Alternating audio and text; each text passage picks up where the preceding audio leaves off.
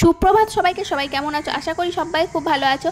আজকে হচ্ছে গোয়াতে আমাদের প্রথম সকাল 7টা মতন বাজে। এখন এইমাত্র ঘুম থেকে উঠেই জাস্ট বাইরে এলাম। আজকে যাব একটু সাইড সিনে ঘুরতে। তো সাইড সিনে কোথায় ঘুরতে যাব সেটা পরে বলছি। তো কালকে রুমের ভিতরটা দেখিয়েছিলাম, আজকে রুমের বাইরেটা দেখে নাও। তো রুমের বাইরে সামনেই আছে একটা ব্যালকনি আর সামনে আছে বাঘা পার্কিং। যেহেতু আমি কালকেই বলেছি যে আমরা বাঘা বিচের কাছেই আছি, এখান থেকে বাঘা বিচের দূরত্ব মাত্র 2 মিনিট। সামনের বেলকনি থেকে বাইরে জায়গাটা বেশ খুব সুন্দরই লাগছে। এখন সকাল 7টা মতন বাজে, এখনও অবধি কতটা শান্ত নিরিবিলি পরিবেশ হয়ে আছে। সামনেই যেহেতু সি বিচ আর সামনেই পার্কিং, তাই জায়গাটা সবসময় জমজমাটি হয়ে থাকে। ওই যে ওই দিকটায় আছে সি বিচ আর এই সামনে হচ্ছে বাঘার পার্কিং, আর সামনে নিচেটাই হচ্ছে হোটেলের পার্কিং। তো আর সামনে এই দিকটায় হচ্ছে রিসেপশন, আর এইদিকে নিচেই আছে খাবারের হোটেল। এই যে এটা যেহেতু নিচেই, তাই সামনে থেকে ভিডিও করে দেখাতে পাচ্ছি না।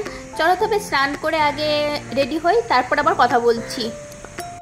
একদম স্নান টান করে ফ্রেশ হয়ে রেডি হয়ে নিয়েছি। আজকে যাব সাউথ গোয়া ঘুরতে, তাই শেষ অবধি দেখতে থাকো।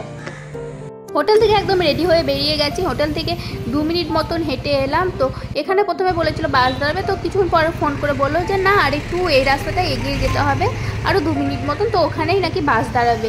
বাসটা যদিও যাবে এদিকেই, কিন্তু সেটা প্রথমে জানতাম না আমরা। তো অসুবিধা নেই, এখান থেকে মাত্র 2 মিনিট হাঁটা রাস্তায়। বাস আসার কথা 9টা থেকে 9:30টার মধ্যে। একদম ঠিক টাইমে বাস ঢুকেও পড়েছে, বাসের মধ্যে উঠেও গেছি। আমরা কিন্তু এসে গেছি সাউথ গোয়ার প্রথম দেখার যেটা জায়গা, সেটা হচ্ছে কন্ডোলিয়াম সি বিচ। তবে আগে বিচের দিকে যাই। বিচের কাছে তো চলে এসেছি, দূর থেকে দেখে দারুণ লাগছে সি বিচটা দেখতে। এখানে কিন্তু আজ আমি জীবনে প্রথমবার বোটে চাপবো। বোটে চেপে যাব সমুদ্রের একদম মাঝখানে, আর সেখানে যাব ডলফিন ট্রিপ দেখতে। তবে কিন্তু এদিককার ওয়েদারটা খুবই গরম। আমাদের বাংলাতেও গরম আছে, কিন্তু এদিকটাতে মনে হচ্ছে যেন গরমটা আরও বেশি।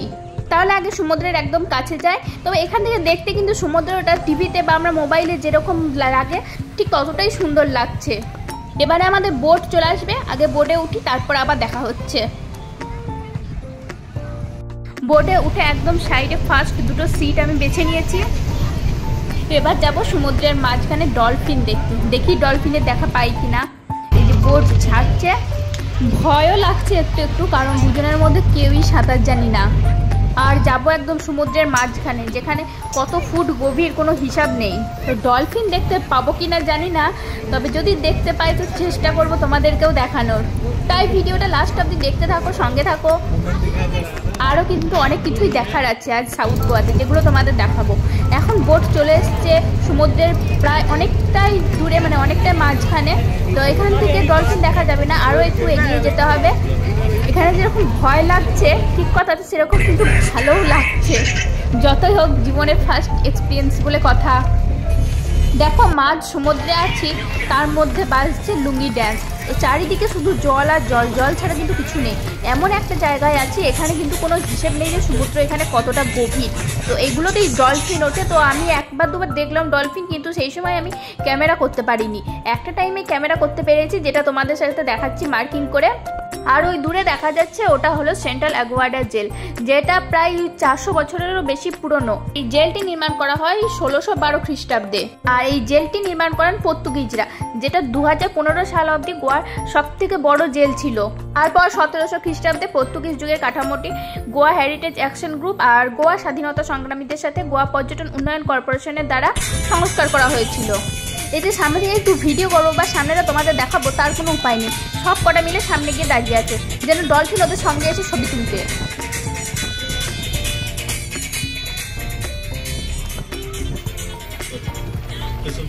ওই যে সেন্ট্রাল অ্যাগুয়াডা জেলের অনেকটা কাছে এসেছি আমরা, কিন্তু আরও কাছে যাবো ওটা দেখার জন্য।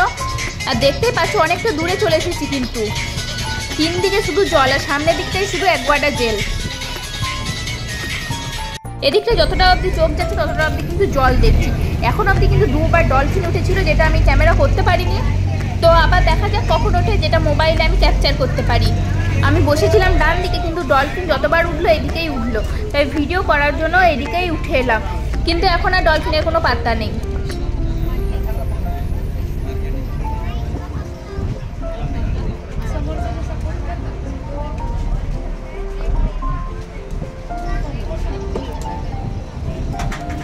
ওই যে ওদিকটা দেখো, এখানে কিন্তু সবাই এসছে ডলফিন টিপ দেখতে আর ওই অ্যাকোয়াটা জেল দেখতে। এই এত বোটের আওয়াজের জন্য ডলফিন আরও বেশি কিন্তু উঠছে না। তো আমি এখন মোবাইলে ক্যামেরা ধরে দাঁড়িয়ে থাকি, দেখা যাক কখন ডলফিন ওঠে। তো তাদের প্রাণেও তো একটা ভয় আছে, চারিদিকে এত বোটের আওয়াজ, এত লোক, প্রাণের ভয় তো সবার থাকে। তো এখন দেখি কখন ডলফিন ওঠে। আমরা কিন্তু অ্যাকোয়াটা জেলের অনেকটা কাছাকাছি চলে এসেছি। আমার কিন্তু খুব ইচ্ছে ছিল অ্যাকোয়াটা জেলের ভিতরটা খুব দেখার, কিন্তু কি করবো, ইচ্ছে থাকলেও তো উপায় নেই। আমার খুব ভালো লাগে পুরনো বাড়ি বা পুরনো কেল্লা এইসবের ইতিহাস জানতে। আর বোট কিন্তু জেলের একদম কাছে যাবে না, অনেকটা ডিস্টেন্স থেকেই বোট কিন্তু ঘুরিয়ে নেবে।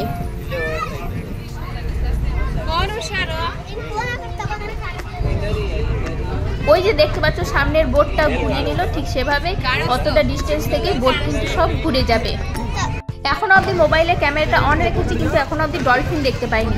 আর আমাকে বলছে নাকি ডলফিন কিন্তু আমাকে বলে উঠবে না, তাই ক্যামেরাটা আমাকে সবসময় অন করেই রাখতে হবে।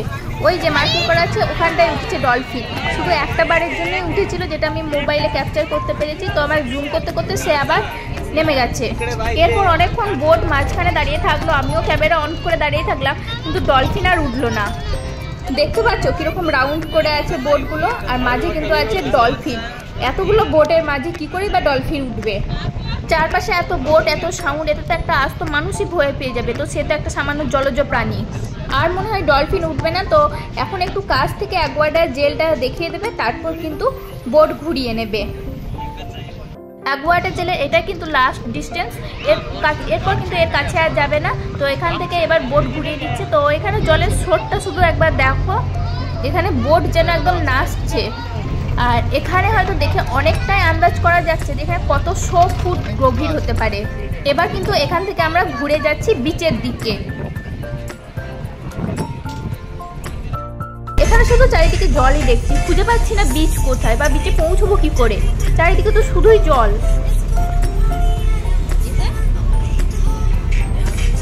এই তো এসে গেছে একদম বিচের কাছে, এবার এখান থেকে নেমে পড়বো। তবে এই ট্রিপটা কিন্তু সত্যিই খুব ভালোও লেগেছে, ভয়ও লেগেছে, সব কিছুই।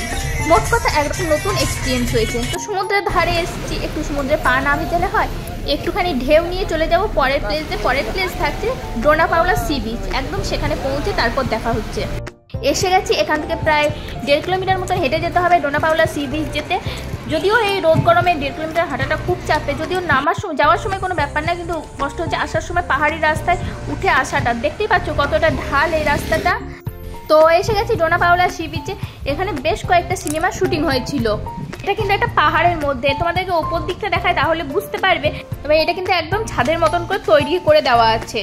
এই রোদের মধ্যে এতটা হেঁটে এসে আবার এই এতটা উপরে ওঠা কিন্তু খুব চাপের। তবুও উঠছি, দেখবো উপর পাহাড়ের উপর থেকে সমুদ্রটা দেখতে কেমন লাগে, মানে অসম্ভব সুন্দর যাকে বলে।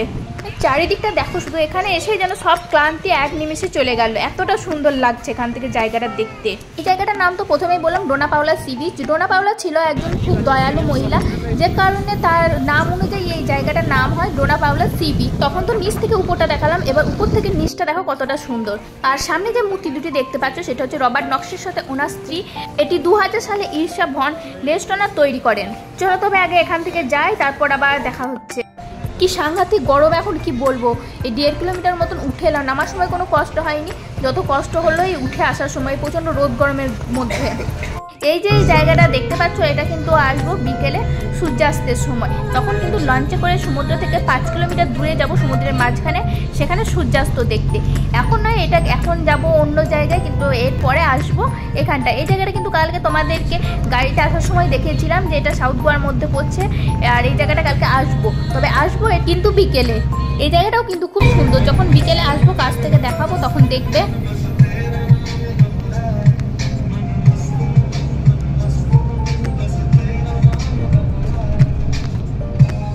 ওই যে সেই ব্রিজটা, কালকে দেখালাম ব্রিজ থেকে, আজকে দেখাচ্ছি ব্রিজের নিচে থেকে, আর বিকেলে দেখাবো জল থেকে।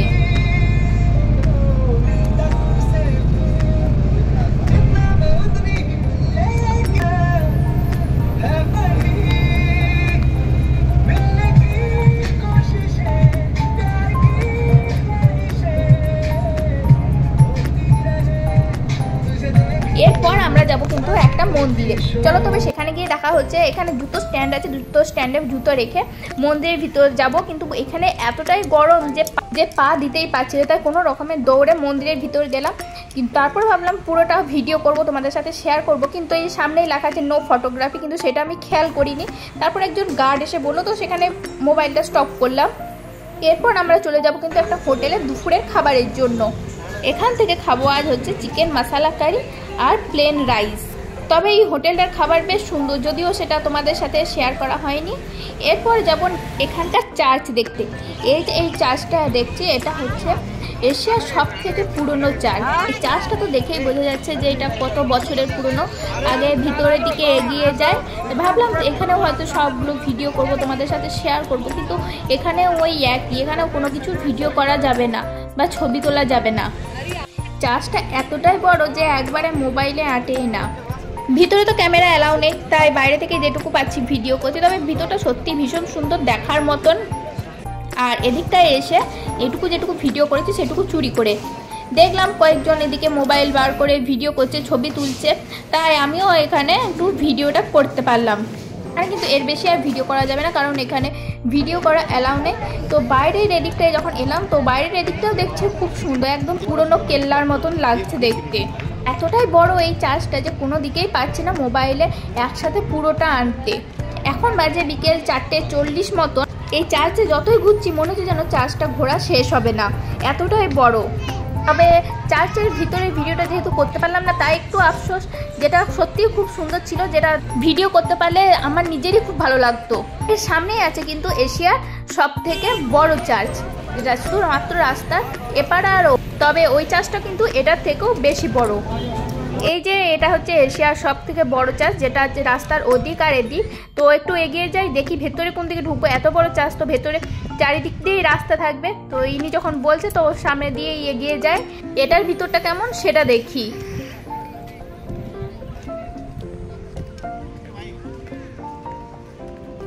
এই ভেতরে ঢুকছি, তবে এই সিঁড়িগুলো দেখে বোঝা যাচ্ছে যে এটা কতটা পুরনো। তবে এর পরিবেশটা যেন ওটার থেকেও বেশি শান্ত। তবে এখানে ওই একই প্রবলেম, এখানেও কোনো রকম কোনো ভিডিও বা ফটোগ্রাফি অ্যালাউ নেই, তাই ভিতরেরটা সুন্দর থাকলেও কোনো রকম ভিডিও করতে পারিনি। তো সামনে চার্চের এদিকটায় আসার পর দেখছি যে না, এদিকটাও খুব সুন্দর, এদিকটাও একদম ফ্রন্টের মতোই। কোনটা ফ্রন্ট আমি নিজেও কনফিউজড। এখানে যেটা একটা সুন্দর জিনিস ভিডিও করতে পেরেছি সেটা হচ্ছে এখানকার প্রার্থনা। যদিও প্রার্থনার ভিডিও করা বা ছবি তোলা এগুলো বারণ, কোথাও অ্যালাউ নেই, কিন্তু এসব কোথাও লেখা ছিল না, তাই একটু যেটুকু পেরেছি ভিডিও করেছি। এসে গেছি সেই জায়গায় আবার। বিকেল 5:50 মতন বাজে এখন, মানে 6টায়। তো এখনও দেখো কতটা এখনো অবধি আলো এই দিকটায়, এখনও অবধি 6টা বাজে, কিন্তু এখনও অবধি এদিকটায় রোদ আছে। কখন যে সূর্যাস্ত হবে কি জানি। এই লঞ্চটা বেরিয়ে যাওয়ার পর আমাদের লঞ্চ আসবে, তো এই যে লঞ্চে উঠে পড়েছি।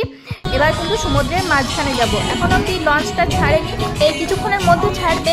তবে এই লঞ্চটা কিন্তু একদম পুরো একটা বাড়ির মতন, এই নিচে দিয়ে সিঁড়ি চলে গেছে। এখানে কিন্তু কেউ চাইলে নিচে নাচ গান করতে পারে। তো আমি ওখানে আর যাইনি, আমি একদম এখানে লঞ্চের উপরেই আছি।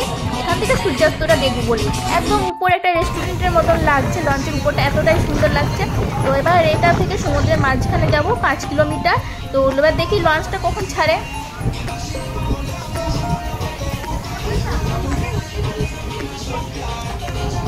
এই যে লঞ্চ তো ছেড়ে দিয়েছে, আর ওই সেই বিচ যেটা যাবার সময় দেখালাম বা কালকে তোমাদেরকে দেখিয়েছি। তো কে বলবে দেখে এখন যে সন্ধ্যে 6:30 বাজে, এখনো অবধি এতটাই সূর্যের আলো বা এখনো অবধি রোদটাও পড়েনি ঠিকভাবে। এখন কিন্তু 1 ঘন্টা মতন জলে থেকেছি, এখনো প্রায় 1.5 ঘন্টা মতন জলে থাকবো। ওই যে সূর্য দেখতে পাচ্ছি এখনো অবধি কীরকম রাঙা হয়ে আছে। এবার সূর্যাস্ত হয়তো বা কিছুক্ষণের মধ্যেই হবে। এখন কিন্তু আমরা অনেকটাই ঘুরে এসে গেছি।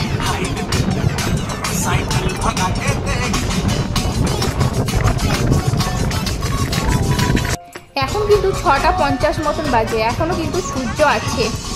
6:50 যে এতটা আলো থাকতে পারে সেটা আমি নিজেও ভাবতে পারছি না। এখানে যেমন সূর্য ওঠে দেরি করে, তেমন সূর্যাস্ত হয়ও দেরি করে।